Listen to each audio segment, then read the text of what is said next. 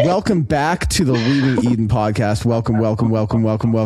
And we are here. It is watch night. How many times did I say watch night? I don't know. You tell me. We are here. Now you can be an evangelical song leader leading Power in the Blood. Congratulations. You've got your certification. Power. Yeah. I didn't know that Max Headroom was an evangelical song leader. I'll talk later. If you are listening to the audio version of this show, and I can say the audio version because there's a video version as well now, those wonderful voices that you're hearing, in addition to the voices of Sadie Carpenter, cult expert, cult survivor, Sadie Carpenter, and my own, my name's Gavi, by the way, are the wonderful voices of Chad Harris, aka Archradish, and Dinah Housefire. How are we all doing today? How are we feeling? I'm caffeinated-ish. I'm caffeine adjacent. I'm working on it. I don't know. Chad's already dropping inside jokes. You drinking water, Dinah? It's water with Mio, which my colleagues make fun of me about because all they can remember are the Mio ads by Sassy Gay Friend in the 2000s, wherein he like yells at Juliet about being a stupid for killing herself. Oh yeah, I remember those. So it's worth a dive, but it like as a series became weirder and more of a Mio ad than like a sketch. It came out of was it Upright Citizen? No, it was it doesn't matter, but one of the sketch comedy troops, Groundlings or something. It was like a YouTube channel that was like, yeah, it's the Sassy Gay Friend on YouTube. And it is a YouTube channel. It was a YouTube channel, but it came out of one of the Chicago improv schools. Really? I didn't know that, but he would like show up to the leading ladies of Shakespeare plays and say, "Don't kill yourself, babe. You're so pretty," or something. Or he'd be like, "What did Othello do to you? That's not very cool. He said you're false as hell. Wow, that's not very nice of him at all. And your hair looks fantastic." That may be something like adjacent, because what I'm thinking of, these were like produced like full scenes, and there's just like a sassy gay friend that would show up and be like, what are you doing? What are you doing? What are you doing? And this whole thing could have been avoided if she just had a sassy gay friend. And he just like calls her a stupid, like, you took a roofie from a priest. What are you doing? Like, yeah. It's dumb, but it's fun. Anyway, I'm drinking water. Was that Second City that you were thinking about? Yes, it was Second City. And that's cool. Like, all I could think of was like Improv Olympics, and that was wrong. So, Yeah, they're not a thing, I don't think, anymore. But Second City's a thing I should know because I am an improv, so that makes me Sassy Gay Friend adjacent. All right, that's the second time. Third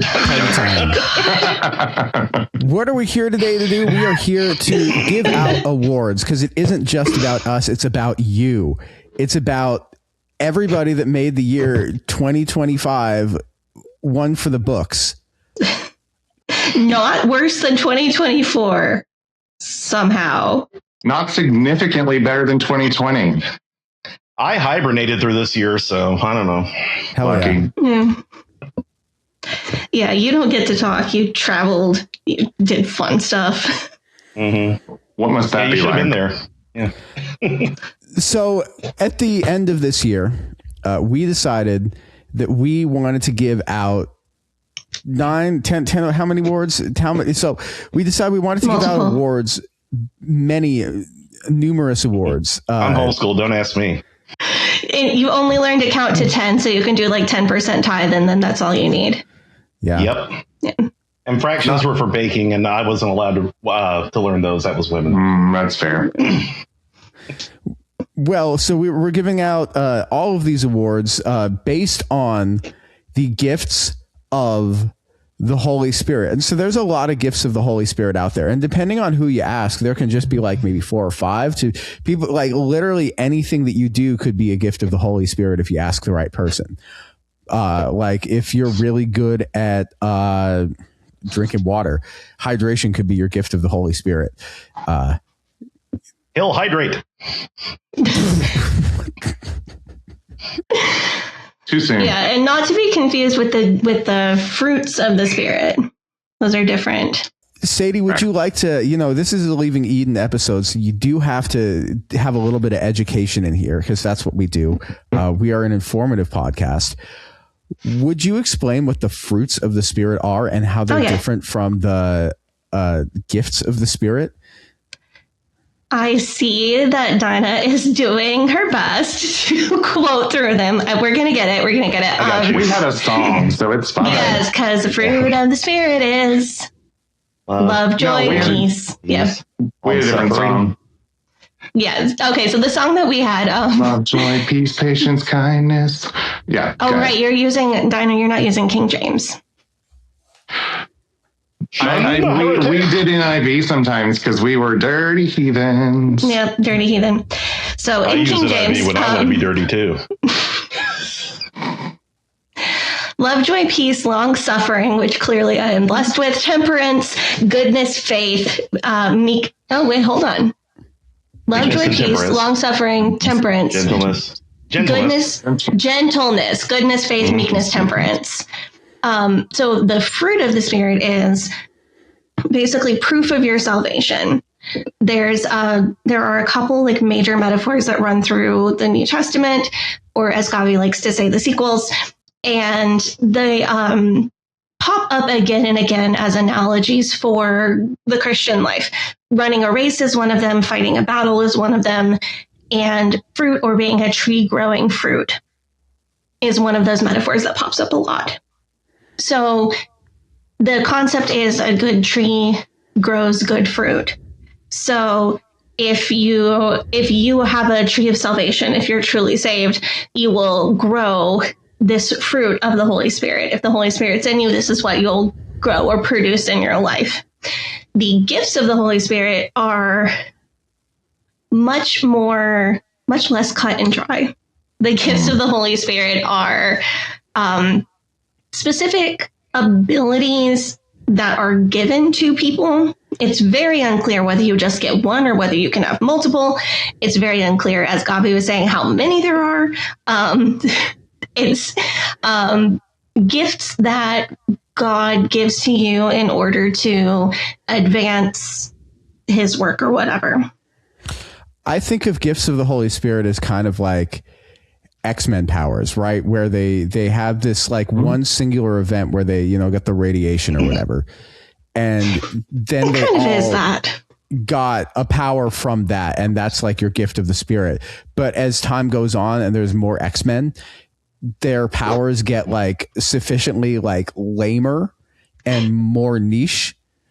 So you could have a power where it's like, oh, I could go invisible, or I have super strength, or I don't know. I guess can call down lightning. Yeah, something like that.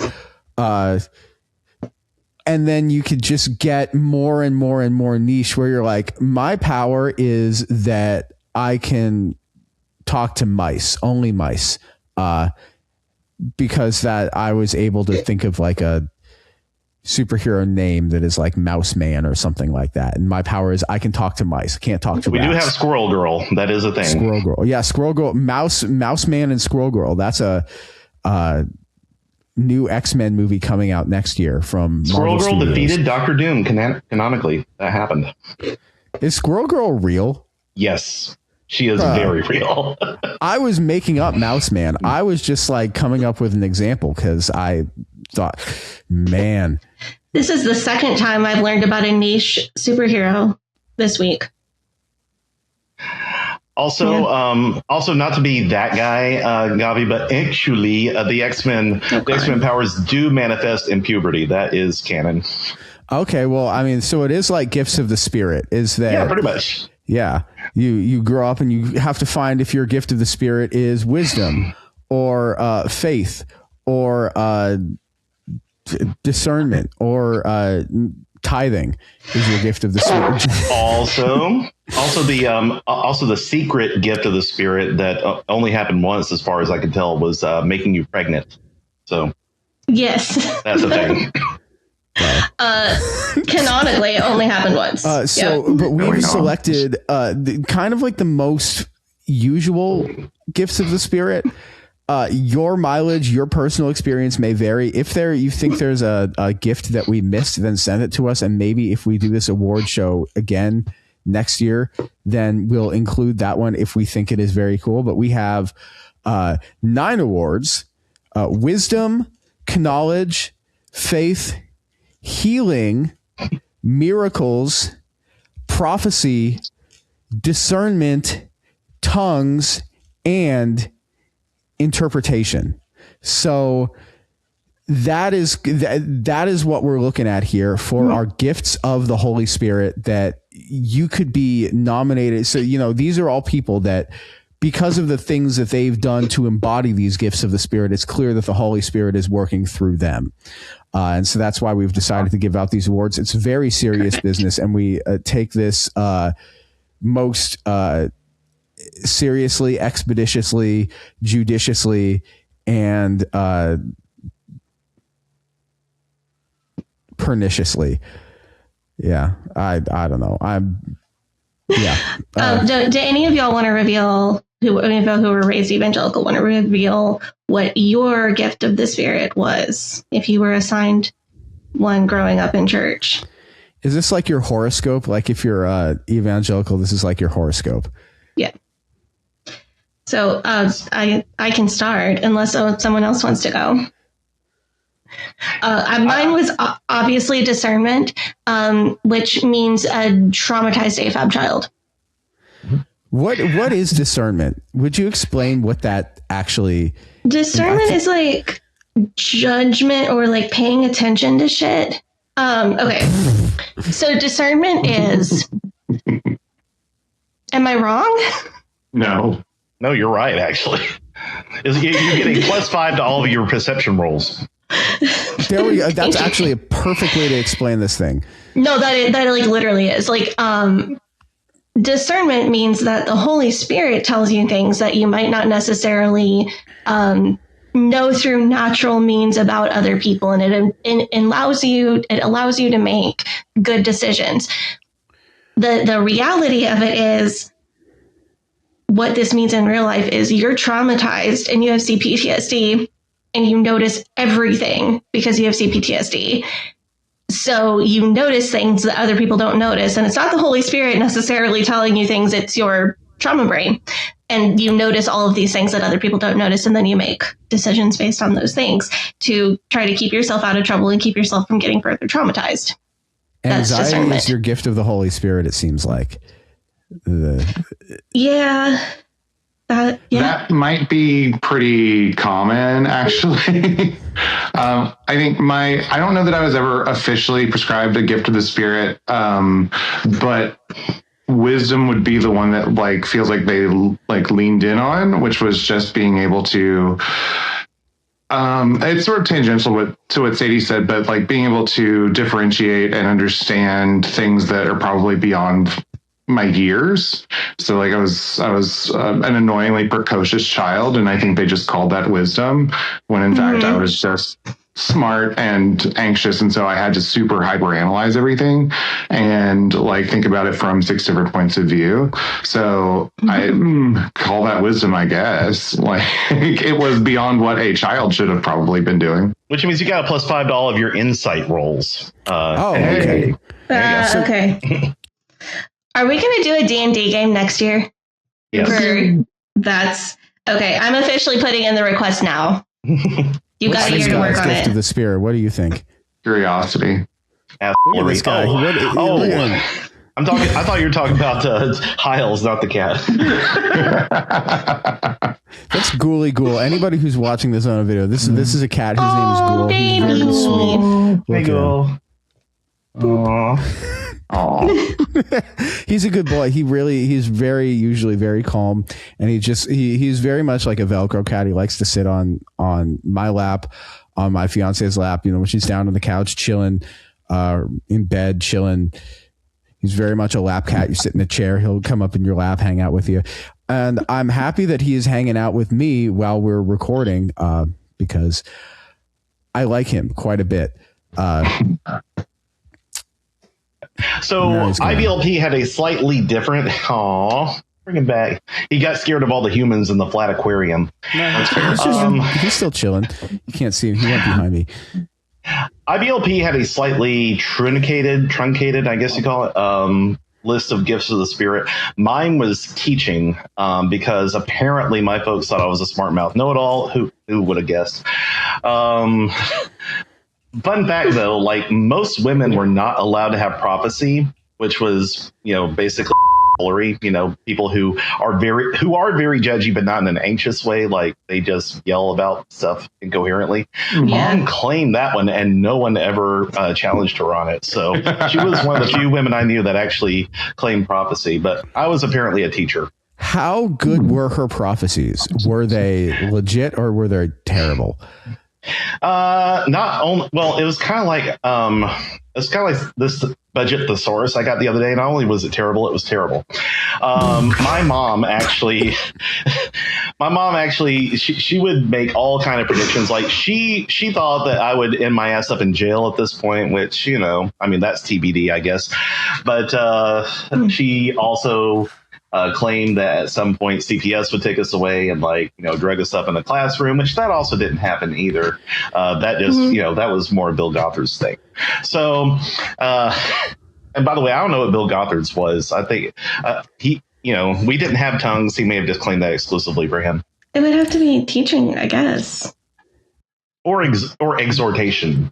So if gifts of the spirit is like basically horoscope, is there a thing where you're a discernment girly, you want to be with a miracles guy, you're a knowledge man, you want to be with a wisdom woman? I don't think I've ever heard of making marital matches based on gifts of the spirit. No. I wouldn't be surprised if someone did it. I just don't think I've ever encountered it. I think that would be a great niche if we wanted to publish a book and sell it to evangelical teenagers as more dating content. You should get on that. Who is out here making dating content for evangelical teen? Zondervan, Bethany Beal, probably. Yeah. you could hook up all the spiritual gifts to the love languages, and you could just basically make a killing, because that shit stayed for ever. It's very funny to me whenever the secular world creates some junk science. And then they realize it's junk science. The Christians are like, what, are you too woke to do junk science anymore? But whenever the Christian world creates something that people actually use, like love languages, it then gets secularized and they're just that's not us anymore. It's funny because the last megachurch I went to, they advertised if you join the church, they would give you a test to determine your spiritual gift, and that would determine how you served in the church. And at that point, I was just oh damn, what could possibly go wrong? I'm first of all, I've seen this before. Second of all, we're just doing Scientology now. That's what we're doing. That's exactly where my brain went. So Scientology, yeah. Tell Ross and Carrie about that one. They can hold the cans. Yeah, my thought about that is that you come in, you tell me what your gift of the spirit is. I'm going to be your gift of the spirit is generosity. Give me some money. Yep. The giving was one of the ones that we had in IBLP, and that was mostly given to women. Mercy or giving. Yeah. Of course. Chapel Roan is the giver, so that's the Chapel Roan's spiritual gift is giving, and she wouldn't have it any other way.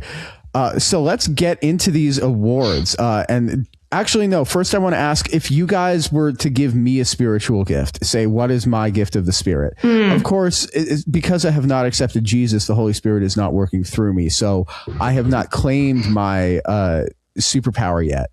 I have not leveled up to that level where I get that ability. I'm trying to think of what is the D&D equivalent of this? Oh, no, this is kind of determining. God, this sounds class. Right? It's determining class. Your class. Yeah. I was about to say race, but yes, your class. So I could be it's a different thing in D&D. And a warrior, and being and a fighter, and so that would give me certain abilities like going into rage, and that would a barbarian is rage, but barbarian, yeah. I pulled them up on the laptop that's next to me to see what I could figure out. as far as I know, Gavi, I don't think you're a healer physically anyway. I was going to make a pitch for Faith because Gavi's Delulu. Hell yeah. Wouldn't have it any other way. We will believe. That's not a bad point. Like you enjoy sports, which is an act of faith, I think. Yeah, that's a good point. I watched 82 games of Portland Trailblazers basketball in seasons where they did not win a lot of games. Bing, bang, boom. You had faith. It was wrong, but you had it. Yeah. Like, I don't think you have to get it right every time to have faith. If you don't believe in your team, even when they're bad, and if you don't show up and watch your team, even when they're bad, are you still even really a fan? I mean, that's the way maybe my gift is loyalty. I don't know if that's a gift, but not a gift of the spirit, but you can have faith. So we'll give you fortitude, perhaps. Let's start out with the first award. I was going to give you a gift. Oh, really? Yeah, I was going to give you a spiritual gift. Actually, Gavi, I've been meaning to tell you this. You are blessed and highly favored among men, because that which is about to be conceived in you is okay. Oh my! Oh God! dive. It's Junior, but make it Jesus. I'm keeping my holy baby. Man, I was so close to getting a spit take. You'll get me next time. Glad you killed him. So close. Oh, yeah. All right. So I want to. We put these up on our Facebook group. We put these up in our Discord server. We told people to send us stuff in. And we picked kind of like 3 of each. So there's going to be a second prize, a first prize, and a grand prize. Or a second runner-up, first runner-up, and then the actual winner is what. Yeah, we can have like an honorable mention. But I want to start with the Wisdom Award. And I feel like we can't give the first award to ourselves as a podcast. Because yes, I think that would be a tad. It might be It's Kennedy Center rules. You can do it now. It's fine. Hell yeah. There's no laws anymore. But the second runner-up is this podcast. I have to give a second runner-up because I think this deserves acknowledgement, but I can't have us win. We get the second runner-up Wisdom Prize for managing to not get canceled after Charlie Kirk got shot. We deserve a prize for that. Yeah. I knew, but I didn't want to be the one to say it. Jesus. I think we just lost that award, guys. Yeah.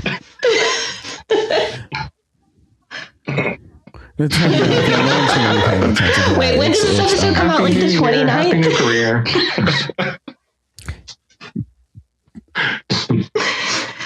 The first runner-up, Chad, do you want to read this one? The runner-up award for wisdom is RFK Jr. for deducing that prenatal Tylenol causes autism despite not having done studies to create the evidence. And that is truly a feat of perception that is worthy of wisdom as given by ghosts.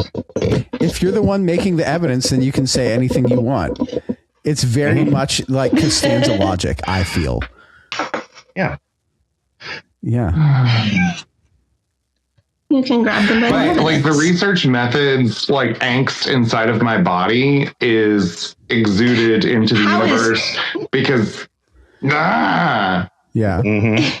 That's all.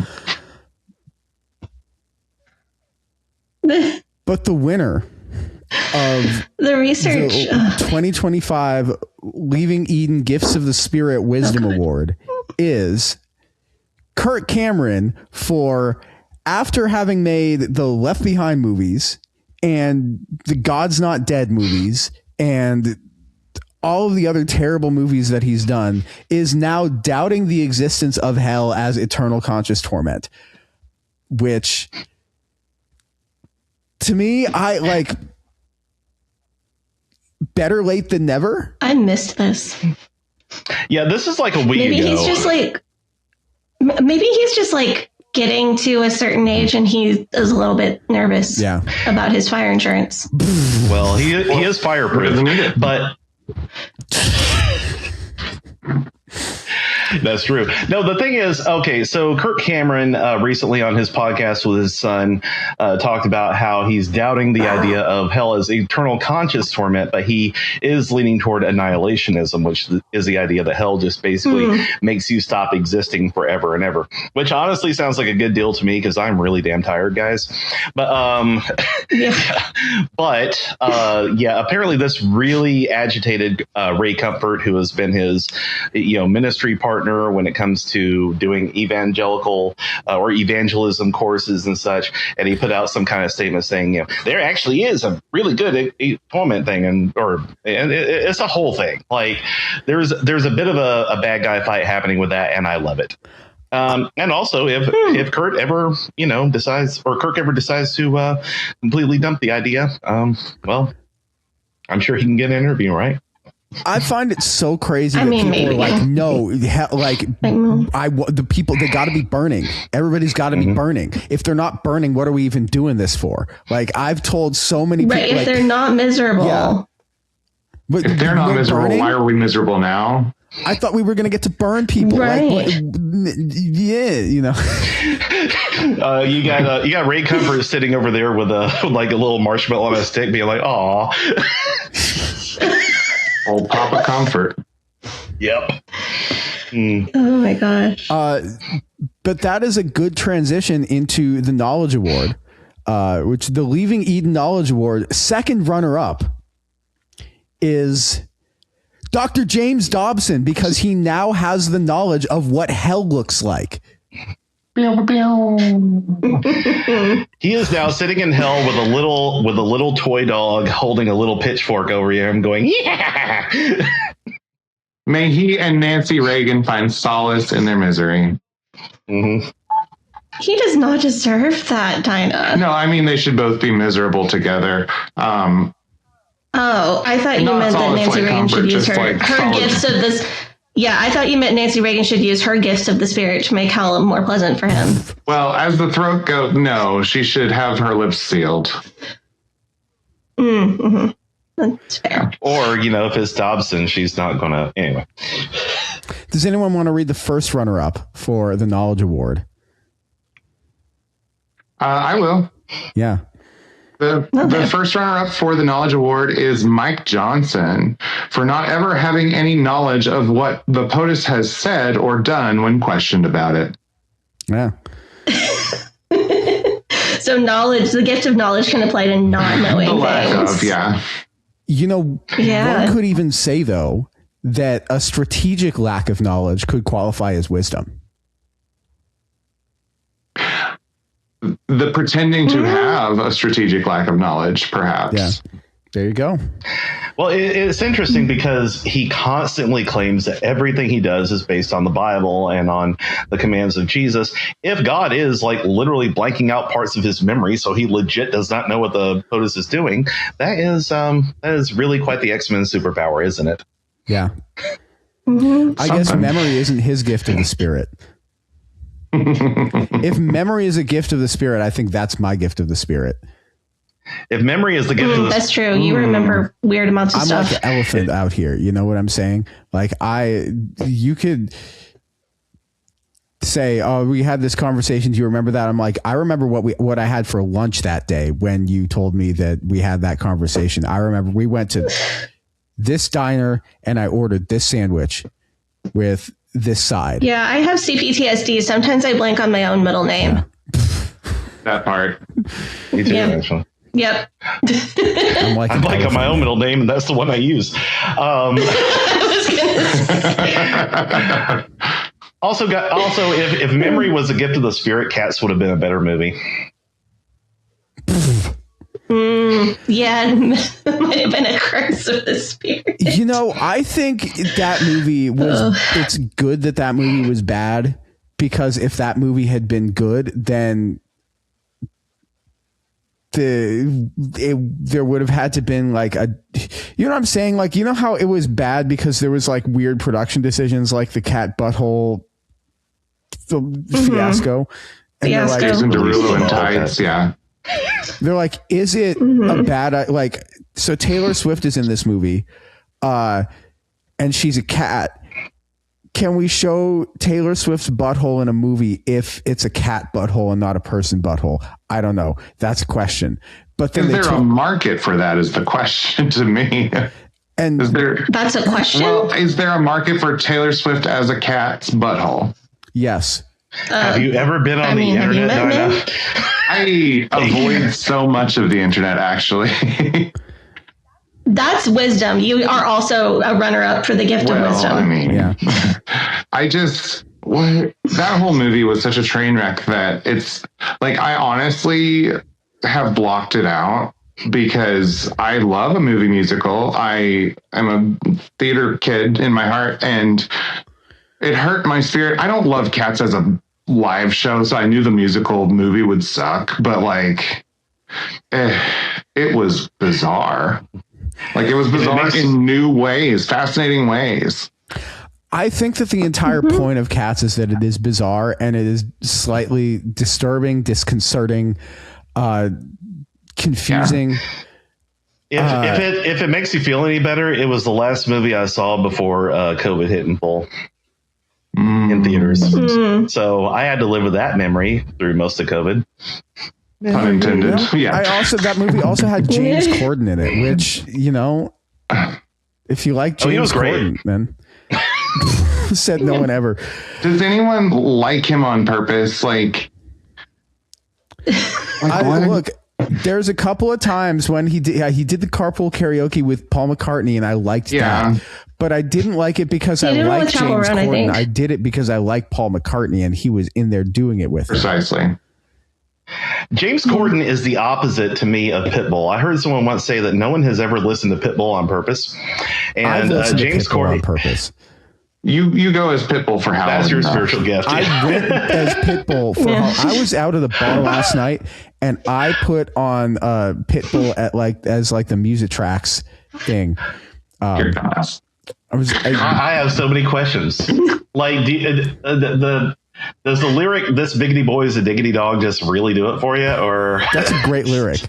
That's something for me, but that's a different story. Pitbull, look, here's the thing. Have you ever seen anybody unhappy at a Pitbull concert? That's what I mean, though. That's what I mean. No. Like, people may not listen to him on purpose, but they're at least glad he showed up. When James Corden shows up, no one watches him on purpose, and he always just leaves the room feeling a bit more deflated.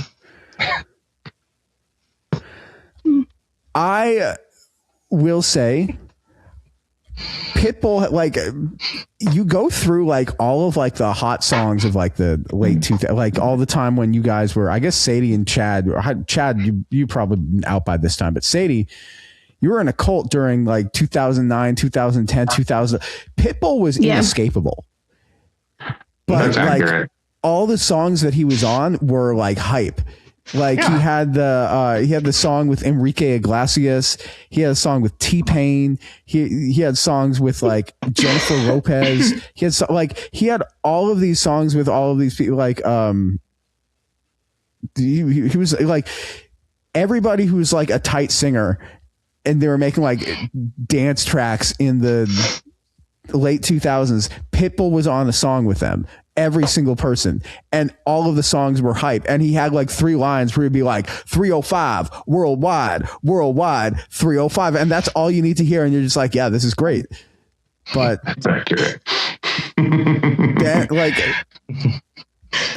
also, in defense of Pitbull, I will say, when the internet exiled him to Kodiak, Alaska, he actually showed up and did a concert, so that was cool. Yeah, he showed up to Kodiak. Not only did he show up to Kodiak, Alaska and do the concert there, he showed up to Kodiak, Alaska, and he flew the guy who organized the campaign to send Pitbull to Kodiak, Alaska. He was like, I'll fly you out to Kodiak, Alaska with me so you can see how great this town is. And he showed up to the town and he's like, I'm here in Kodiak, Alaska, time to party. And literally the entire town showed up for the Pitbull concert, and he did a big party. And if you've ever seen him speak, it's like he has like if you ever see like David Lee Roth speak, Diamond Dave will just like launch into something and you'll just be like, what the hell is this man talking about? But Pitbull, he'll like launch into something and it'll just be like the most inspirational thing that he's like, you can believe your dreams and you can achieve them if you do, just like that kind of thing.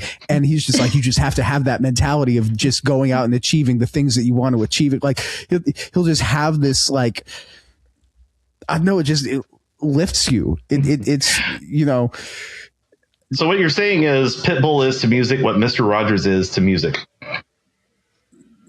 I mean, I was going to say, he's very charismatic in the way of like, you could go to a church service and you could get out of the church service and be like, I feel uplifted and enlightened. Interesting.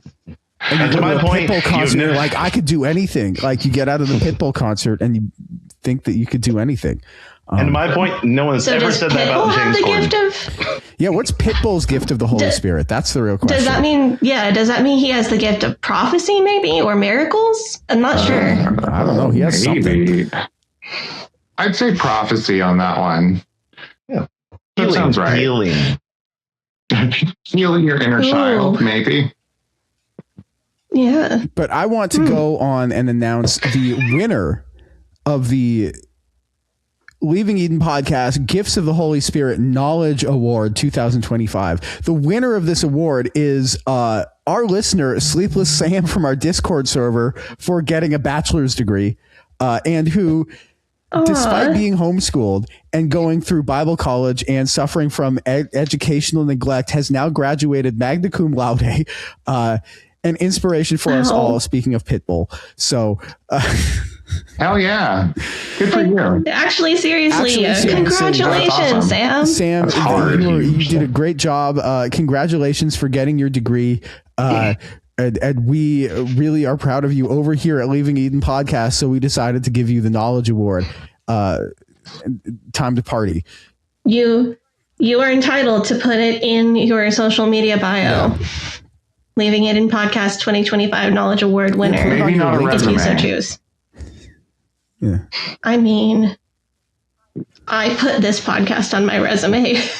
So far, so good. Vaguely different, but okay. I put this on my resume and people ask me about it and they're just like, tell me about this. I'm like, okay, so my friend was raised in a cult and they're like, tell me about that. And then they forget to interview me for the actual job and then I don't get it. That's a problem.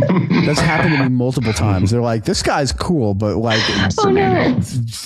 he knows too much. If it makes you feel any better, Gavi, when they ask me about, tell me about yourself, I just bring a little laptop and I press play. Sizzle reel. Two shiny happy people. Yeah. Do y'all want to take a break and come back and do some more awards? Yep, that sounds good. Okay. All right, we're back from our break. Here we are hanging out. We got Chad Harris, Dinah Housefire, in with us, Sadie Carpenter. My name is Gavi. We're giving out the awards, the Leaving Eden Awards, the end of year awards for the Gifts of the Spirit. And we have to move on to the Faith Award, the Leaving Eden Podcast Faith Award. Now, this award is for somebody who has shown I don't know, a great change in faith or like a great perseverance in faith. And this year's nominees are Jeremy Vuolo for continuing to pursue a ministry position in the shadow of his wife's own mediocre ministry. Look, this guy's been through a lot this year. Okay, yeah. We've lost Johnny Mac. We've lost a whole lot of people, but mostly Johnny Mac because that's who he tied his ministry to. And still, he persists in hitching his wagon to that dead horse. Meanwhile, his wife has put out even more books that nobody reads. So I read her books. Excuse me. Am I a nobody?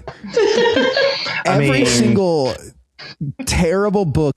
Ginger's first book was like, okay, whatever. This is kind of her second book actively pissed me off so badly. I was not happy with it. I was just thinking, this is an interesting observation that I've just made. You know how in the 1950s, when trad wives were very much a thing, Yeah, but it wasn't called being a trad wife. It was just called being a wife. Proto trad wife. It was just called being married. Right. How during that time they gave women a lot of uppers and downers to get a lot of energy, get your housework done, stay skinny, and then you take something else and then you take downers with 3 glasses of alcohol, and then you fall asleep, and then repeat. I just realized that so much of modern trad wife content is either uppers or downers. It's the same thing. Ginger's books are more similar to sedatives. That when you read them, they have that effect on your mind. That's true. They numb your mind and make you complacent and accepting of what you're doing in life. And other trad wife content that's meant to be motivational is more like the amphetamines during the day, make you want to go do all the stuff and get the stuff done. This explains so much about Jeremy. Sadie, that is such an incredible insight. And I'm glad that you said it here on this podcast first, because I think that so much of culture that we are seeing being formed, there's an all roads lead to Bravo kind of situation, but I feel like culturally all roads lead back here. And I think that's an observation that is so incredible that I feel blessed even to be here when you said it out loud on this pod for the first time. I feel like that might have been a prophecy. The prophecy award might go to Sadie, honestly, for this one, but we'll get to that later. For the Faith Award, the first runner-up goes to Morgan Oligus for the faith that she has that her husband's professional pickleball career will eventually lead to a stable and sustainable income. Wow. Morgan does have a lot of faith. We are going to be eating so much crow when pickleball becomes an Olympic sport, and Paul will be sitting out in the crowd watching it. He will finally make it to the Olympics. Screw pickleball. Give me tennis any day of the week over pickleball. That's look, man. The funny obsession, by the way, with pickleball is just blowing my mind. Why that sport of all sports? Because this is the thing. The guy who does the Gramps movies, Donald James Parker, he actually made an entire Christian movie about him picking up pickleball as a hobby and how it was going to unite the world under Jesus or something. It was bizarre. Do you think Paul watched that movie and decided that he was going to be that guy in real life? It's very likely. Either that or he watched that movie, forgot about it, and thought that it was his original idea. Paul watched a 70-something-year-old man make a movie about his hobby and how it was going to turn everybody to Jesus. And Paul was like, I can be that 70-year-old man. And that's how he plays pickleball like one. Look, he's 35 now, something like 35, 36. If you train pickleball... Paul's older than me? Yeah. He looks like... I will say about him, his skin is pretty good. So he does look youthful. Yeah, I was going to say not a Caroline Levitt situation. No, absolutely not. Paul does have youthful skin, and it preserves his godly countenance. But if you train pickleball from the time that you're 35 to the time that you're 70, you might be good enough to go pro eventually. When do I get a sidebar to talk about the Vanity Fair photos? You could do that now. Okay. So I was saying some about Caroline Levitt's skin, and somebody asked me if I think that's body shaming, and so I had to come up with an excuse for to be okay with it. But the excuse that I came up with is you criticize people for things that they could change, not things for that they can't change. Right. So, the shape of somebody's face or their nose, that's difficult for them to change, if not impossible. So you don't make fun of somebody for that. My excuse for body shaming Caroline Leavitt is I have lip filler, and I did not get an extreme close-up picture taken 2 days after I got lip filler because I'm not stupid. Also, like I have lip filler, and I don't look like a zombie bit my mouth. Also, Caroline Leavitt is dehydrated. If she actually drank some water, her skin would look so much better. So, in my opinion, those are two things that she did make a choice on, and she could change. So that's why I feel valid. Just absolutely tearing her to pieces over that photo. My thought about this is that I think it is absolutely valid to make fun of any of these MAGA for their skin, their plastic surgery, any of this stuff, because there is such a specific aesthetic to the way that they all look. Like they call it the Mar-a-Lago face. They call it the, like you had Botox and lip injections and you had the buccal fat removal and you look like a busted version of handsome Squidward. And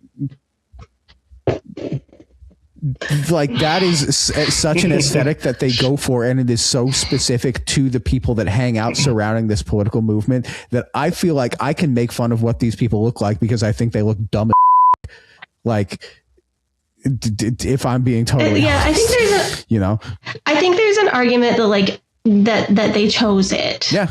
Right. Well, exactly. It's like making fun of the court of Louis XIV. Okay, like it's clearly just absolutely the epitome of extravagance and hyper absurdism to try to make themselves look richer and more fabulous than they actually are. And meanwhile, everybody's starving in the streets. So right. I wonder if people are going to pee in Trump's new ballroom. I would. He will. Speaking of Louis XIV, because Versailles was built unfortunately without bathrooms, which led to people in that court peeing in all sorts of unusual places, including in the middle of the ballroom. So maybe so I'm on a second prophecy. I really do get the prophecy award this year. I don't, because that's my second prophecy, is that that Trump's ballroom will be built without sufficient bathrooms and people will pee in weird and creative places. I don't think Trump pees. I think that spray tan is actually something else. He just excretes.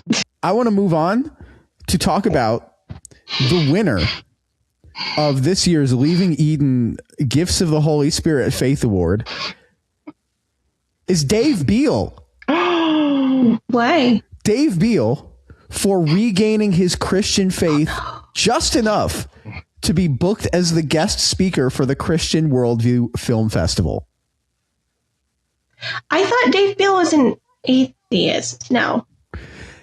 He was, but in 2025, he was the guest speaker at the Christian Worldview Film Festival, which I guess you don't have to be a Christian. You just have to have a Christian worldview. I mean, to be fair, I am speaking at an atheist convention next year. And yeah, and I don't consider myself an atheist. So maybe it's a situation like that. Well, Dave Beal can speak he can just say, well, I have a Christian worldview. I'm not a Christian, but I think the Christians are the good guys. And I guess that works enough. And my wife is a Christian influencer. And so Dave Beal had the faith to knock up Bethany again. For the fortitude. Make sure you use plenty of Astroglide, the official favorite lube of Bethany Beal. And I find it horrifying that I know that Bethany Beal's favorite lube is Astroglide. She said it on a podcast. I don't like knowing that anybody puts Astroglide anywhere close to their own body. I just thought it was weird that she was like, drinking from a bottle with the Astroglide labeled out. But the thing is, Nancy Reagan style. Christ, Chad. The thing is, though, like, Dave Beal, speaking as an atheist in the atheist creator space, like, there is way less money in atheist creator spaces than there are in, like, Christian movie festivals and stuff. So, you know why that is you got to get that bag. Atheists don't charge you 10% of your income to be a member. You know what? We really should get on that. You should start making people tithe. Really, yeah, that's the move. Start going after the tithing, and then you will build a political empire to rival the Christians. That's yeah. There's that. This also explains. I think my other boyfriend, Lucian Graves, is working on that. Probably. Apparently, the Satanic Temple does not accept tequila donations either. Really? Did you guys hear about this? No. This season on The Real Housewives of Salt Lake City, Lisa Barlow talked about how who is I believe a practicing member of the Church of Jesus Christ of Latter-day Saints. Mormon, the originator of Mormon 2.0 before we had Secret Lives. Yeah, she's kind of like Jack Mormon, I guess, which is funny because her son's name is literally Jack. Yes. She talked about donating money to different churches, different organizations. She said she'd given money to Mary Cosby's cult. Cult. Yeah. Oh my God, that documentary drops 2 days after this episode. Yeah. And then I'm excited. Anyway, the Mary Cosby, Lisa Barlow was like, I gave money to a lot of different churches. I give money to every church, even the Church of Satan. And it was like in one of those like piece to camera cutaways. And then she's like, what the I even just say? And then she walked it back. She's like, actually, no, but we send them tequila donuts. I'm going to put that clip up here in the middle because you guys have to see it. I think you can find joy in all faiths, joy in all religions, except for the Church of Satan. Okay, that is amazing. But we still do make donations to them too. When they ask, yeah, for real. Amazing. The Church of Satan, great. if they ask for tequila, we're like, sure, we don't discriminate. Just another reason why. Like, what a point to make. Look, man, I have to give it to Lisa Barlow. She does not discriminate. And considering that she is a member of the Church of Jesus Christ of Latter-day Saints and she's willing to give money to the Church of Satanic, whoever Lucian Graves, whichever one, Church of Satan, that was Satanic Temple. Yeah. Yes. Satanic Temple. Satanic Temple is Lucian Graves. Mm-hmm. Yeah. Anyway, they came out and they said that they'd never gotten. This is what's going to get me canceled because, like, my love of Lucian Graves is well known, but now people can see the stupid smile on my face. So this is really what's going to end the pod. This video thing is going to be the death of us all. Yeah, Sadie, how dare you express any love for anything satanic at all? I'm just going to stretch here for a minute. I don't know. People were good with that. They were not a fan of Lucian and his vests. I think that the discourse has come around on Lucian and his vests. Has it? I think that people perceive vests differently than they did a couple years ago. Vests are cool again. Yeah. I don't know how I feel about that. Yeah. I feel like Sadie earns the prophecy award for that one by being ahead of the whole, vest coming back around craze. I feel awkwardly seen, but not because I'm actively wearing a vest. Yeah, I think you can wear anything and make it look cool. And also, Well, thanks. yeah. And also it's a yellow vest, which is totally different. It is. It's also trench length, which is unusual. So that's I know. is that do a like a spin later. yellow trench length sweater vest? Not sweater, just like, I don't know. I really love the yellow. It's a woven. Article of clothing. I've been super into that kind of tone of yellow recently. I really love it. Well, like a mustard. Mm-hmm. Yeah. I also congratulations on being your height and finding something trench length. Thank you. I got it from Torrid Oh, hell yeah. a few years ago. Yeah, good for Torrid being inclusive. Hell yeah. All this talk. Yeah, all this talk of the trench sleeve vest. Yeah, all this talk about trench sleeve vest makes me want to make a tank top robe now. For what? I'm into it. I believe in the right to bear arms. Pow pow. Is a tank top robe like it's not like a kimono because those have sleeves on them. Can we get a supercut of all the extreme eye rolls during this episode? I heard that eye roll. Yeah, it's kind of a crunchy sound, all right? Every time Sadie's like, "Can I get a supercut of something?" I'm just like, "Sure," and then I don't do it because it takes like literally hours for like. She's like, "Can I have this thing just to make me happy for like 5 minutes?" And I'm like, "Yeah, sure." It'd take me 4 hours to make probably, but sure. And then she forgets and doesn't ask me about it again until later. And this is how I've been asking for a soundboard for 5 years. You would have to get the hardware to get a soundboard. If you wanted to get a soundboard, you would have to go and like buy the hardware to get a soundboard and like load your own samples into it. You can do it. It's like a doable thing, but one of these days I'm going to do it. And I'm also going to ask Kevin if we can have it was the 90s as a sound on the soundboard. Yeah. I can help. Because we're on a first name basis now, apparently. Oh. I mean, he does know who I am. It's true. You did sell embroidery at his art gallery. I want to move on to the Healing Award. And the nominees for and the second runner up for the Healing. Does anyone want to read this one? Sure. Morgan acknowledges for finding healing in nature, hard work, and single motherhood, despite her clearly declining mental and physical health.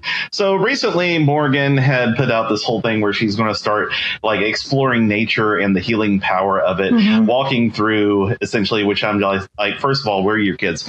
Second of all, pickleball. They're playing pickleball, basically. Which I mean, honestly, good for her if she is able to find some help. Yeah, if she's able to find. Yeah, that's true. They can't run far enough to play tennis, so you get them on pickleball. Yep. But good for her if she is in fact getting enough help with childcare to where she can gallivant in the woods. But clearly it's not working. I mean, poor thing. She clearly needs out and she clearly needs help. And I mean, I'm of two minds about her. First of all, everything about her transphobia and all the horrible takes she has, but also, also, I hate to see someone decline that rapidly. Yeah, like I'd love for her to have a chance to get better and do better and be a better person. Yeah, because I don't feel like she's really had a fair shot at it yet. She's like, yes, she has a lot of support. Yes, she has a lot of privilege, and also like it is really hard to make life changes when you have 2 small kids and a husband. So I hope she gets a chance to do better, and I hope she fully capitalizes on it. Speaking of doing better, healing, being a better person, the first runner-up for the Healing Award is Michael Tate for his short-lived image rehabilitation tour. Do you remember this? He went to rehab for 6 weeks in Utah. And then he's like, I'm going to come back as a healed and changed man.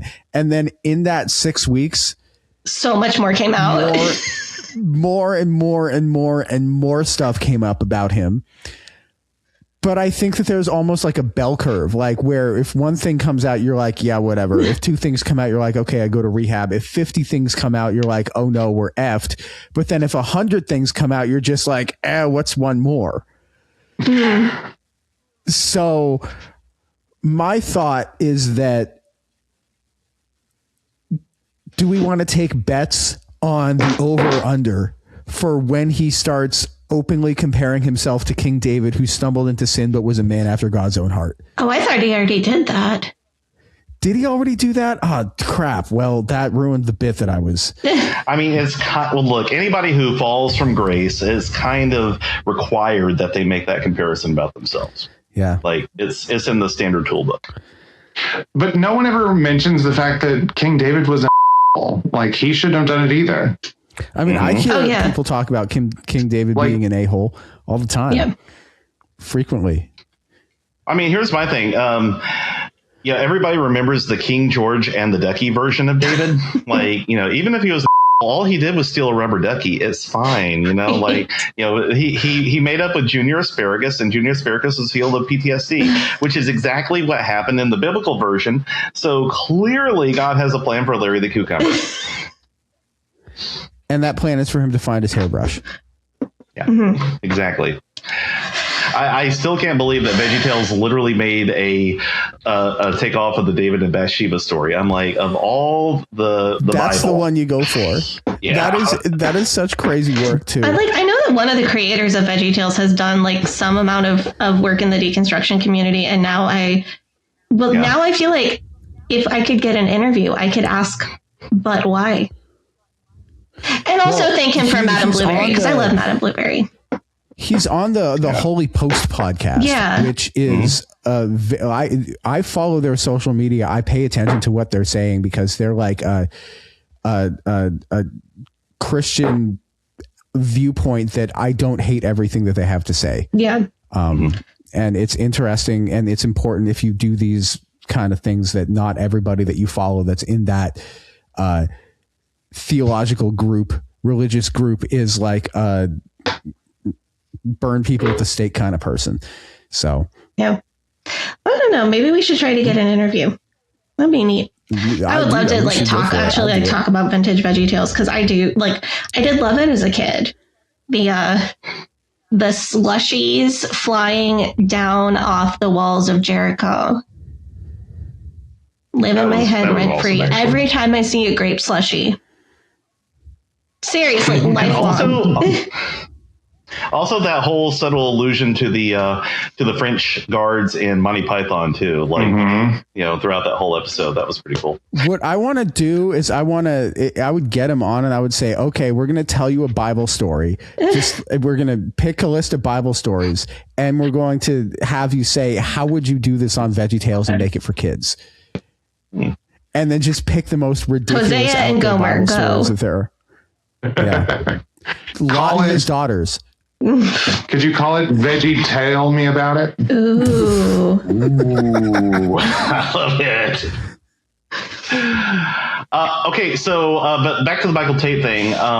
Who knew that that's what they meant when they were talking about Jesus Freak? I feel like someone should have seen that coming.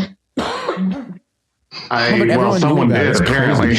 Someone should have predicted that outcome. Well, what will they think? Well, people do. Well, now we know. It has to be like one of the biggest head desk or face palms ever to look back and oh yeah, we did make that song. Was it actually was that whole thing in 2025? The whole Michael Tate thing, yeah. Oh my gosh. Okay. Because we talked about it during Pride Month. Oh right. Okay. I know we talked about it. It's just in my brain that felt like 2024. This time is a flat circle. This year has been a decade. So who actually? Because what we did was we talked about Ray Boltz and how they reacted to Ray Boltz versus how they reacted to Michael Tate. Mm-hmm. No, I remember that now. Also, it's funny, and I do want to clarify here. I know that I said something about Ray Boltz the week before Shiny Happy People season 2 released. I had no knowledge about that. I think that episode came out right before that, and I'm like, no, that's I did not plan that. I want to try to get Ray Boltz on this show. I would love to. Cool. I want to get Ray Boltz on the show and play him "Thank You for Giving to the Pod" and see what he thinks. I feel like he'd be chill with it. I think he would probably think it's funny. So he seems like a guy with a sense of humor. So Gabi, who actually wins the Healing Award? Oh, yeah. Well, Chad, do you want to read this one? Absolutely. The small churches, Buddhist temple, and mosque that offered aid to the woman who tested to see which religious organizations would offer formula to a mother with a starving baby. Not featured on this list is every single mega church that she called, because all of them declined, and Steven Anderson called her an evil witch.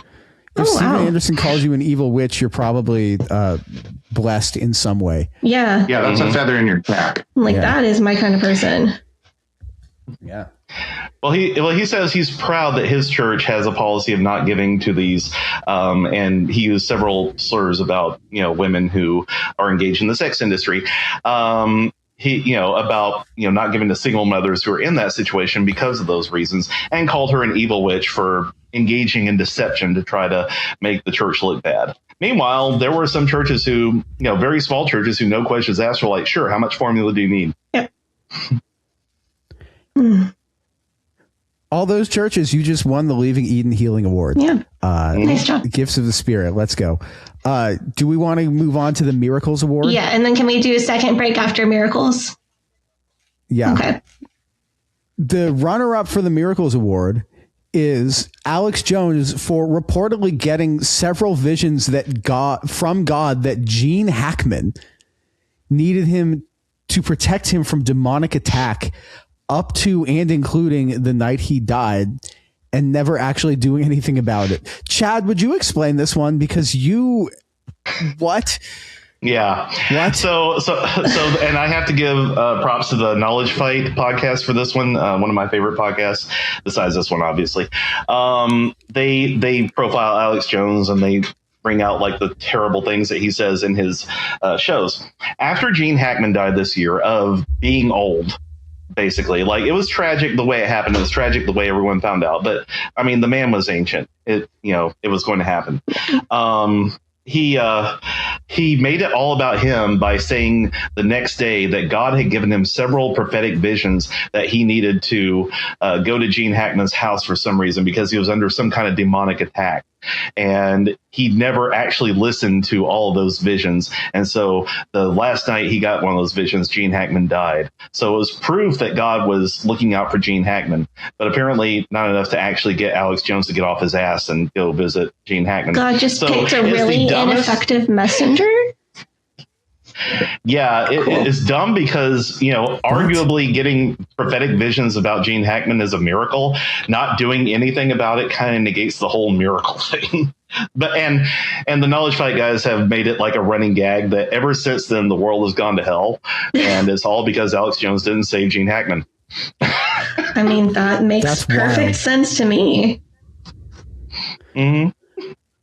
Also, folks, look, if you are a fundamentalist, or if you're and you listen to this podcast, and I know you do, big fan, y'all should not make everyone's death and every single world event about you. Like, sometimes tragedies are just tragedies, and you shouldn't try to capitalize on it for your own brand. Also, matter of fact, don't capitalize them at all. Right. Ever. Right. And that goes for you too, Trump, on Truth Social. That would make me mad. Oh God, yes. Yep. But the winner of this year's Leaving Eden Miracle Award is Canadian prog rock band Rush for announcing their reunion when everybody in the world assumed they were done forever, following the passing of their drummer Neil Peart in 2020 from glioblastoma. Do you know who's playing drums for this tour?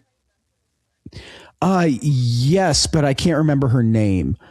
Oh yeah, I believe she's German. Okay, I don't know this person. I was thinking that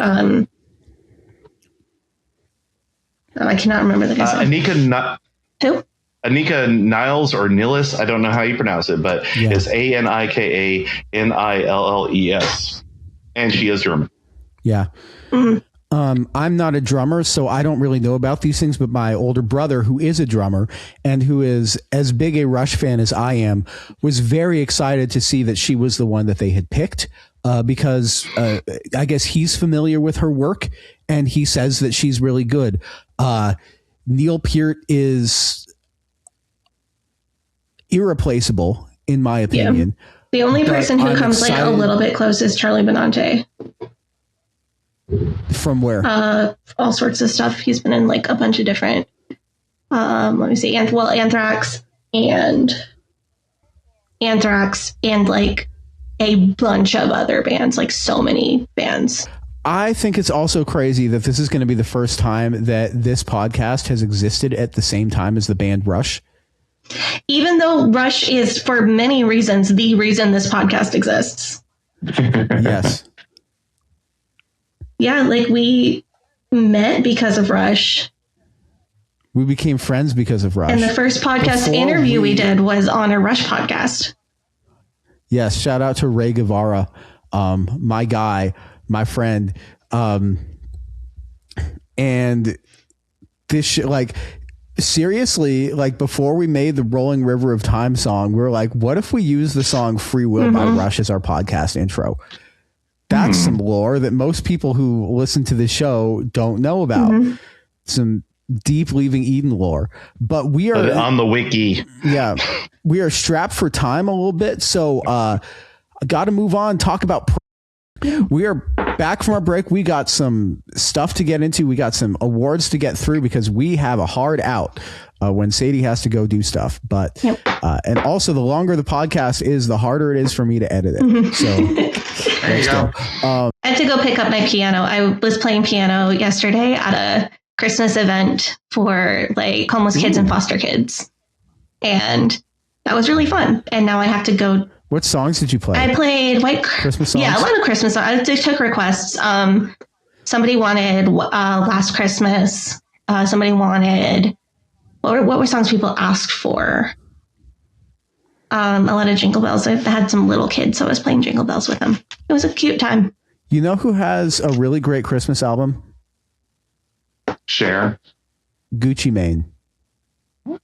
Oh, Yeah. Anyway, I always like DMX's Rudolph the Red-Nosed Reindeer, but go ahead. Yeah. For the Prophecy Award, I am nominating Chad Harris boo, boo, boo, boo. for your prediction that the directors of Shiny Happy People would spin their second season into something completely unrelated to the IBLP, but use the Shiny Happy People name to cash in. Yeah. Truly prophetic. You said this literally years ago to me, like very soon off the back of season 1 airing. Yeah, well, I will say, much like the writers of the New Testament, I have prior knowledge in that it had already been decided. But, you know, So it wasn't prophecy; it was just divine inspiration. yeah, I pretty much knew. But I will say though, even though I haven't finished it yet because I've literally been that busy, I do have some good friends who were in season 2, and I do support them, and I'm glad that they got their stories out too. And I do think that Shiny Happy People season 2 is a story worth telling. Yes. Maybe don't make the Shiny Happy People brand a trauma museum, because that's where I kind of feel like it's going. You know? Yeah. Yeah, I thought that I will say there was some stuff that I really did like about season 2. Like I really felt like I empathized with the stories of the people who survived that situation. My opinion though was it felt like it was kind of shoehorned into this thing that already happened that didn't really fit. And also I think that there was like a fear mongering part at the end that I thought felt a little bit like, okay, you're not giving the details on this. You're just like, be afraid of this thing. Right. And it's like a valid thing to be afraid of, but also there is information we can know and knowledge we can have to fight that thing that we probably should be afraid of. It's also very much like be afraid of this thing. It's already happening and it's going to happen. There's nothing you can do about it. Go like, and then panic about it. But I thought that was the direction they went to, rather than being like, this is the thing these people are going to try to do. It's a bad idea and it's really dumb and they won't be successful at it because it's basically impossible for it to happen, but they're going to try, and that's going to cause the problems, not the fact that they're actually going to go do that thing.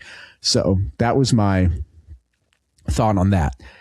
But the second, the first runner up for the Prophecy Award goes to 50 Cent for his prophetic prediction of Diddy's downfall.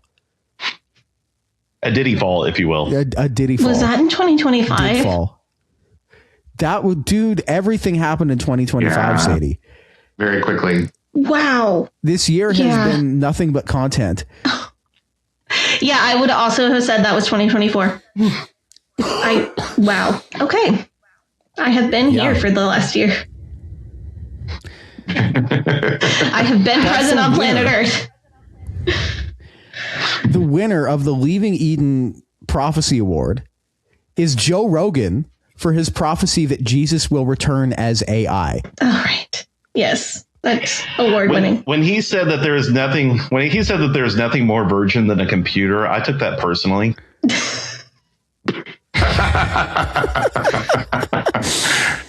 Doesn't that guy have some bull testicles to eat or something? Like, send him back in time.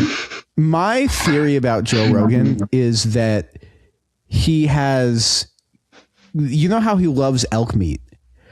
My theory is that he has consumed such a large amount of meat that was tainted with chronic wasting disease that he developed brain prions, and now he's really dumb. And like his like, he's like a zombie. Someone call RFK Jr. Yeah. I was going to say, he could be the Secretary of Health. Hooray! I hate this timeline. I hate this timeline. I'm not convinced it's real, to be honest with you. So speaking of prophecy, can I take about 5 minutes to read our list of prophecies from last year's Watch Night service? I think that would be a perfect time to do this. Okay, let's see. Our predictions for 2025, Gavi predicted that someone who is an OnlyFans model will turn into a trad wife. Did this happen? I feel like that happened. I think I saw that. Probably. I just should have Googled this ahead of time, but let me look. Yeah. I'm so sure this happened. Nala Ray, a high-earning OnlyFans creator, experienced a profound spiritual awakening, left the adult industry, and now leads a Christian ministry. Wow. It's not quite trad wife, but I would honestly give that to you. So I get it. And that happened in 2025. It looks like it happened in 2020, may have happened in 2024, but became much more viral in 2025. Okay. So it's a time zone thing. I'll give myself 60%, 70%. I'm good with that. Yeah. I think that's fair. I predicted that Dave and Bethany would divorce. So guess I did not win on that one. Right. Yeah. I also predicted that the TikTok influencer who makes like the homemade homemade cereal. Nara Aziza. Yeah. I predicted that her content would become more elaborate and she would make be making homemade Big Macs, but she's made the bun, she's made the sauce, she's grown the tomatoes, she's made she's butchered the cow, she's made the burger. I actually don't know whether she went that direction because I got annoyed and stopped following her at all. Sorry, she popped up on my feed like a couple of days ago, and the only thing that's gotten more complicated are her dresses. Mm. But it seems she's gained no actual skills. Okay. I don't care about the homemade Big Mac or the homemade cereal. What I want to see her make a homemade nuclear reactor. I mean, show me how that works. I was going to say that there's a Boy Scout who did it. Surely she can do it. Isn't she highly educated? I feel like I remember. Probably. And favorite among women. Dinah, what was your prediction? What was Dinah? I don't have the prediction on record from Dinah. Oh gosh, I'm going to predict that Trump knocks down the East Wing. Did I get it? I'm just kidding. No, I don't remember what my prediction was. As a Jackie Kennedy fan, this hurts me so much. Well, I mean, he did just rename. Oh God. the Kennedy Center after himself. So there's that. I stopped paying attention to any of this dumb stuff because this is all the kind of stuff that I'm just like, whatever, the next guy's just going to undo all of it. I do pay attention to this dumb stuff and I can't keep up with it. Yeah, if there is a next guy, we'll be good. I just, like, the Kennedy Center hurt my heart just because it's close and I look at getting tickets for things at Kennedy Center and, like, right now I'm like, good. I'm good. I'm good. I'm going to just What, stay. you don't want to see Kid Rock live? Seriously? No, but I kind of wanted to see Les Mis, and then Trump went and saw Les Mis and clearly didn't understand what it was about. So, because, you know, it was one of his favorites. I am the master of the house. Right. His cultural consumption ended in like 1989. And even then, I don't think he understood things. No, he's just like, I like this song. Like, it's like whenever you go and like look at the, like, they're like, what kind of concerts do they have in Dubai? It's like the most, what do people like? Let's get them to go here. This is luxury / high end / premium / popular. Like, and you're just like, who goes to this stuff? And the answer is people with no taste. But things that like make it to the top of the cultural conversation get their aesthetics or their, you know, their content kind of taken and plastered up on some BS or some nonsense by people who do not understand them because they're like trying to be part of the cultural conversation and trying to be cool. It's very weird. Yeah. It's the commodification of art. Like, you don't need to understand it. Oh, that makes my slick brain feel good. Yeah. That's all you need. And you can put it in the commode. And that's why they're doing it with AI now, because they're just like, great, we don't even need to get people to make this stuff. We can just make our own slop and watch it and turn our brains into mush. Chad, do you want to talk about some of these Discernment Award nominations? Sure. So there's the former head of the Oklahoma Department of Education for literally playing porn during an official meeting and failing miserably to turn it off. He could not figure out how to hit the off button on his remote. And now he is the former head of the Oklahoma Department of Education for those reasons and others. Also, the Oklahoma State Supreme Court, of all things, has been reversing his unconstitutional Christian nationalist education standards. And if you are too much of a bigot for the Oklahoma Supreme Court, congratulations, you're a special kind of terrible. That's so wild. How do you out? It's Oklahoma. Yeah. Oklahoma's just okay. Stop it. They have a pretty good basketball team, but that basketball team was stolen from Seattle. Right. They're pretty rabid fans about that basketball team, though. They just won the championship. I do already, though.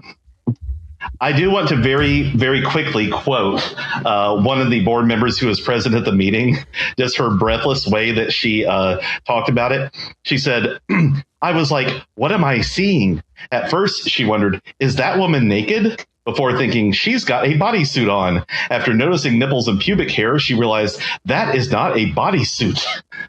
It was playing on the TV behind him during a Zoom meeting. And yeah, the fact that she had this slow realization that what she was seeing was exactly what she was seeing, explained in breathless terms, was amazing. This dude's out here watching porn on a television. That is... What a wild choice. Why didn't you use VR like the rest of us? At that point, when if you're watching pornography on a television, I feel like that goes past the what the hell, and now you're like aura farming. Can you define aura farming? This is a word I don't understand. Aura farming is, have you seen the movie Purple Rain? Yes. So it's not a good movie.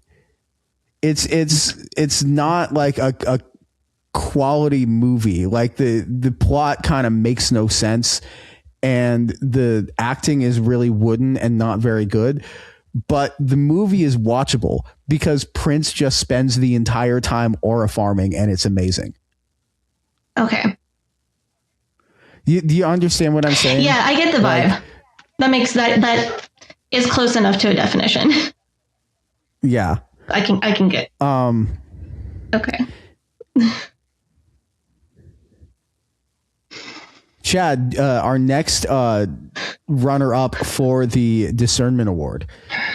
Yes, Marjorie Taylor Greene, or as I have heard some of my favorite creators call her, Madge Tadge Gadge. She has figured out that women are treated like in Christian nationalism, mostly because Donald Trump hurt her feelings. And now she has left Trumpism, she has left the MAGA movement, and she is still a Christian nationalist. So 2 out of 3 is still bad, but at least she has some method of discernment to realize, hey, my career is over, I'm getting my pension and I'm going home. I feel like it's so funny when people are like, hey, what if we did Christian nationalism, but we were nice to women? And I'm like, honey, oh, honey. It's like when they're like, what if we took this raw milk and we heated it up just enough to kill the bacteria, but not enough to make it not nutritious anymore? What about that? That's an idea. Well, she didn't know that the lepers were going to misogyny her face. Right. Well, like another wild idea like that would be, what if instead of just letting people get sick from all the germs, we put a tiny amount of the germs into their body when their body is healthy, so that their body can fight the germs and create immunities to it. And then when they get exposed to those germs again, their body will know how to fight them, so they won't get as sick or potentially die. I'm grasping my pearls to figure out which one was actually the cyanide capsule so I can bite down. Like, what is happening in this universe? Now, I actually have a slightly different take on MTG, and it is that she is simply maneuvering to get out of the way of the shipwreck that is impending so that she can scamper to the top like the rat she is and try to do something else. Like, it's not going great. It's not going great, but I think that's what her attempt is.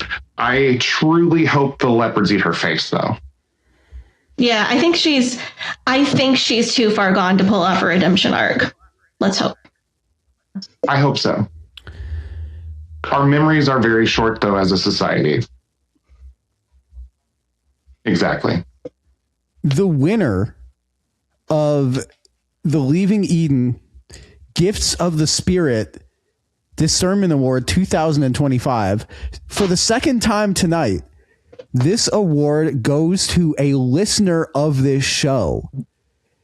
This award goes to Maggie Smet, who correctly guessed what the announcement was going to be and also correctly guessed why it didn't happen. That was seriously impressive. Yeah. I was in awe. I was shocked even. Good job, Maggie. Good job, Maggie. Confounded, if you will. Are we going to bamboozled? Are we going to tell people what it was that Maggie correctly deduced? No, they can wait 3 days. They'll find out. Are we? Oh, okay. We're doing that in 3 days. Okay, cool. Yeah, 3 days. 3 days, you all find out. If you're watching, you gotta tease it. Yeah. Gotcha. And then spank it. Yeah. Subscribe to our YouTube channel. Subscribe to our YouTube channel. Maggie, we couldn't have tried anymore. Yeah. But now we got to move on to the Tongues Award. Mm-hmm. And the second runner-up for the Tongues Award goes to Sadie's new snake Shack for literally having a cool fork-shaped tongue. Hell yeah. My precious baby. And I promise, I did ask about, do people want to see him on the podcast or not? And people generally do, but would like a TW. So I promise I will make sure I warn you before I put a snake on this show. Or I'll just do a TW in the thing. Yeah. It'll be like, here's 5 seconds of a blank screen saying there's about to be a snake. Yeah. And then, I had no idea that people really didn't like snakes that much. No, that's why I always put a TW on my Instagram. I thought that was just some Sadie just TW everything. No, that was for real. People. Thank you, Gabi. That was some shade. Damn. Shots fired. I mean, just because I'm traumatized by literally everything, Gabi. Just because I have, I actually do have a PTSD response for cutting potatoes doesn't mean that everybody is as traumatized as me, Gabi. You have a PTSD response for cutting potatoes? I do. Bro, that sucks. I love potatoes. I mean, I still do it. I just like sometimes cry. It's fine. Wait, so do you cry when you cut onions? Yes, but not until after I was pregnant with Chuck. Yeah, before I was pregnant, onions like barely bothered me. I might get like a little tiny sting in my eyes from cutting onions. And then ever since being pregnant and giving birth to Chuck, I have like it's like full on like tears pouring down my face, cannot see. They have a like 10 times the effect on me. Interesting. I don't cry from cutting onions because I wear contact lenses. I was gonna say now that you're pregnant by the Holy Spirit, maybe that'll change. Oh, right. Yeah. Nothing's more virgin than a computer, though, right? Correct. Yeah. Just checking. What word are we on? Giving birth to a computer.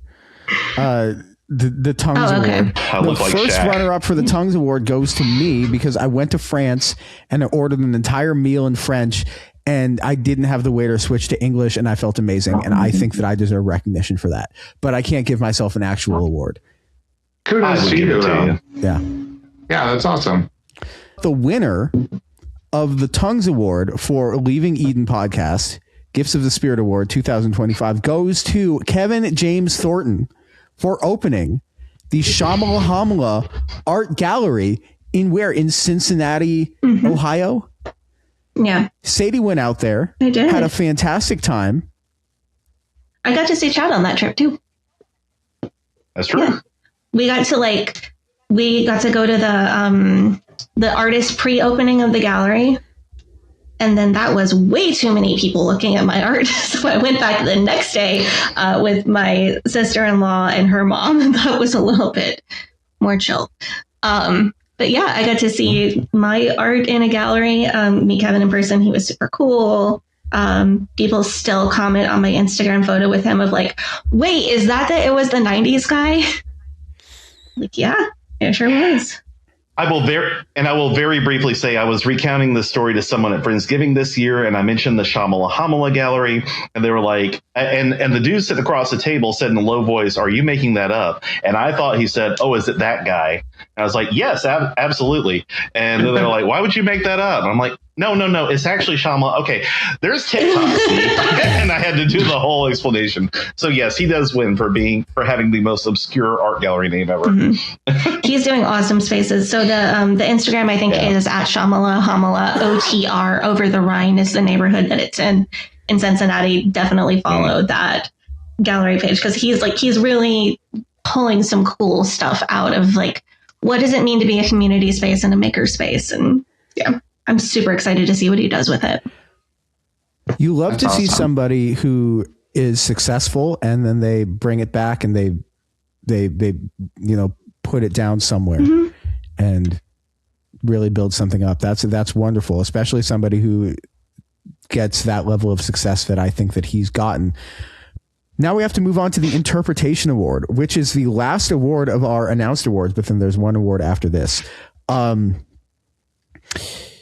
The second runner-up for the Interpretation Award goes to the Swifties for their Olympic-level QAnon readings of every piece of media that came out this year surrounding Taylor Swift. I think many of us are afraid to say anything right now because we're afraid that we'll get doxxed or the draw the ire of the Swifties. Yeah, which I don't want to do. I don't want to piss off any Chiefs fans, so yeah, true. Well, Chiefs are nothing. Chiefs aren't even making the playoffs this year. Fair point. Yeah, but Karma is the guy on the Chiefs coming straight home to me. Yeah. That was honestly like I'm not like that big of a Swiftie, but honestly, that was my favorite Taylor Swift moment. I just thought it was really cute. What? So there's a song called Karma. And the original lyric is Karma is the guy on the screen coming straight home to me. But at a concert that Travis Kelce attended, she's saying Karma is the guy on the Chiefs coming straight home to me. And I just thought that was really cute. I don't know if the Swifties actually like correctly predicted anything, but they generally they predict a lot. They're prolific. Yeah, and if you predict enough stuff, then sometimes it will come true. That's true. The first runner-up for this award, for the Interpretation Award, goes to me and Sadie for our interpretation of the Book of Revelation that Donald Trump is the Antichrist, Elon Musk is the beast, and that Neuralink is the mark of the beast, which, of course, this stuff didn't happen. And those two guys don't like each other anymore, I guess. I don't know. Maybe AI is the mark of the beast now. Who knows? Whatever.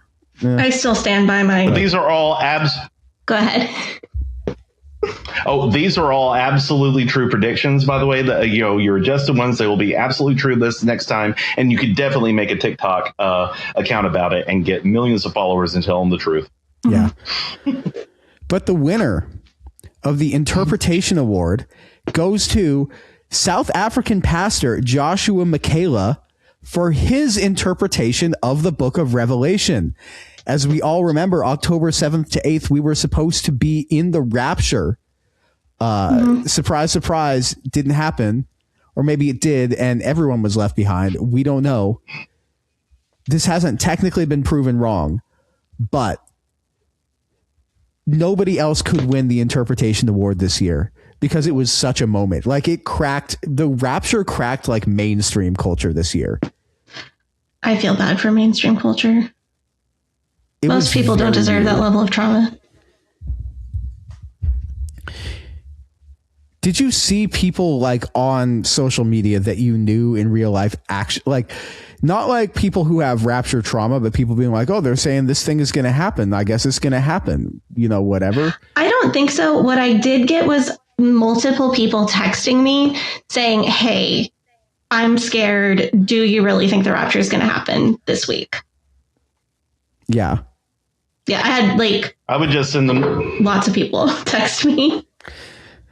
The thing that I saw happen most was like when it didn't happen, there was like people that were kind of coping, right? But then their cope was, well, you guys thought it was going to happen. You guys were scared about it. Therefore, you do believe in Jesus. Ha, gotcha. And it's just like, hey, they're trying to do a reverse Uno thing. It's like, we lied to you, but you guys thought we were telling the truth. Ha, gotcha. I just always, whenever they would talk about being nervous about the rapture, I would send them the video that Dan McClellan always makes one every time someone makes a rapture prediction. He's like, for the love of God, the rapture is not a thing. Stop asking me. he is getting increasingly more despondent, I think, with every one of those releases. See, I haven't been asked that many times yet. I haven't quite hit that level of can't do it.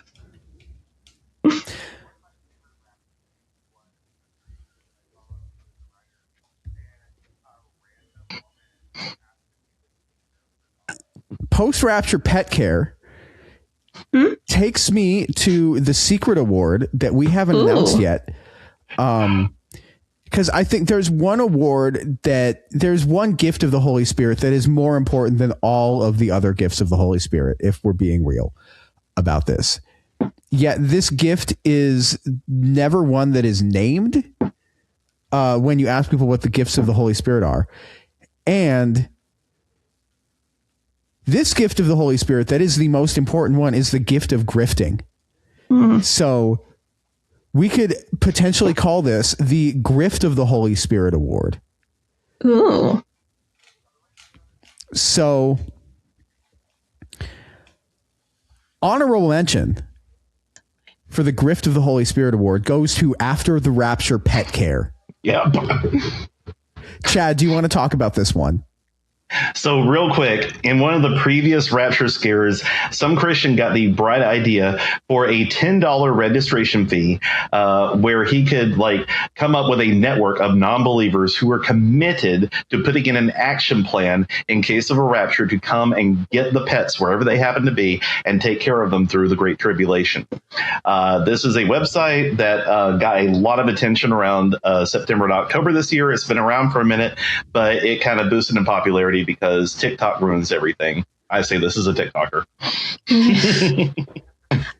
Who is taking care of Anna Duggar's dogs if Anna Duggar gets raptured? Hell, she ain't doing it now. Those aren't actually dogs. They're like part pig and part muskrat. She's been forging the birth certificate. That's what we should have asked Amy about. I'm so mad. I don't think we knew about it yet. I don't think we had like full information. No, I think I like heard like whispers, but I don't think we had full information yet.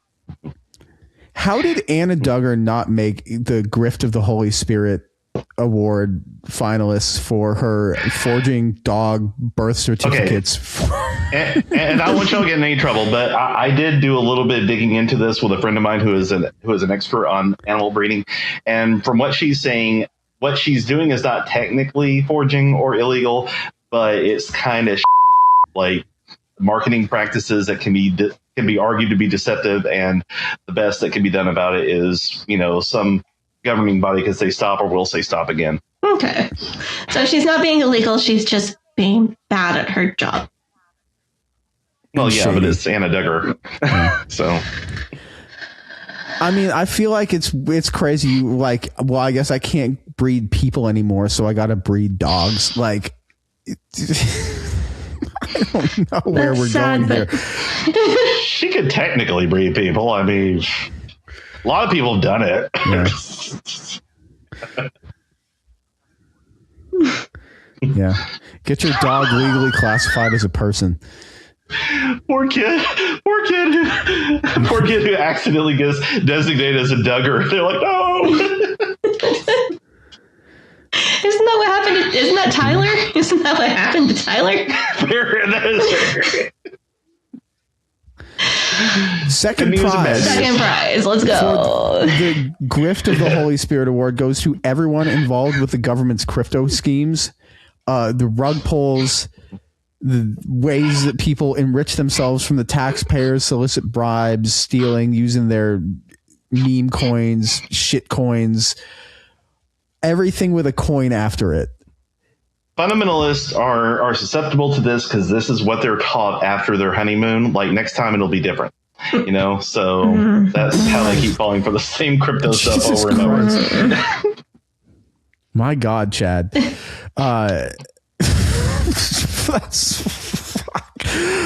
First prize, first runner-up goes to Elon Musk, Sam Altman, Mark Zuckerberg, every AI company for the massive grift and bubble of inflated value that is the AI industry that will inevitably pop and get bailed out by the taxpayers and make everybody's lives worse. Yeah, like you can't talk about grifts this year without talking about that. But this leads us to the big reveal that I was AI the whole time. Seriously, all the intelligence I've gotten was not as a result of upbringing. I artificially downloaded it into my head. Yeah. By studying. But the grand prize of Grift of the Year goes to everybody who used the murder of Charlie Kirk to make a buck. So if you made a song about it, especially if you used AI to make a song. Yeah. God.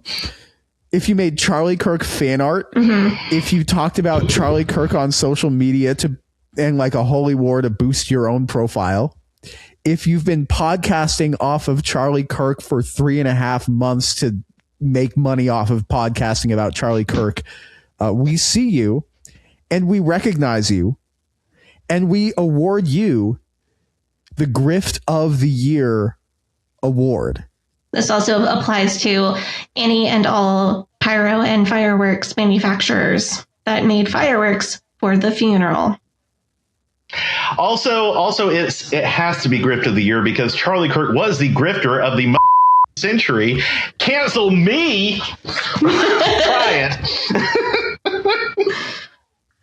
Hoping that 2026 turns up and is a good time and it is positive and we like it and it makes us happy.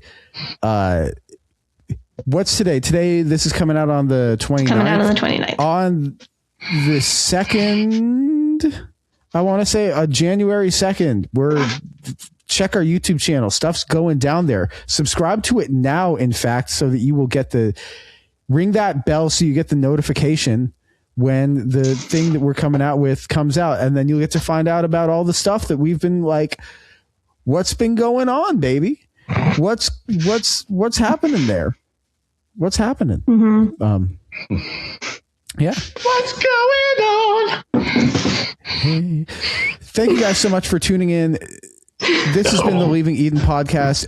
Dinah Housefire, Chad Harris, Sadie Carpenter. My name's Gavi, and we are signing off for the year 2025, and we will see you in the year 2026. We hope that you guys have a great day. Oh, bless us, everyone. We'll see you next year.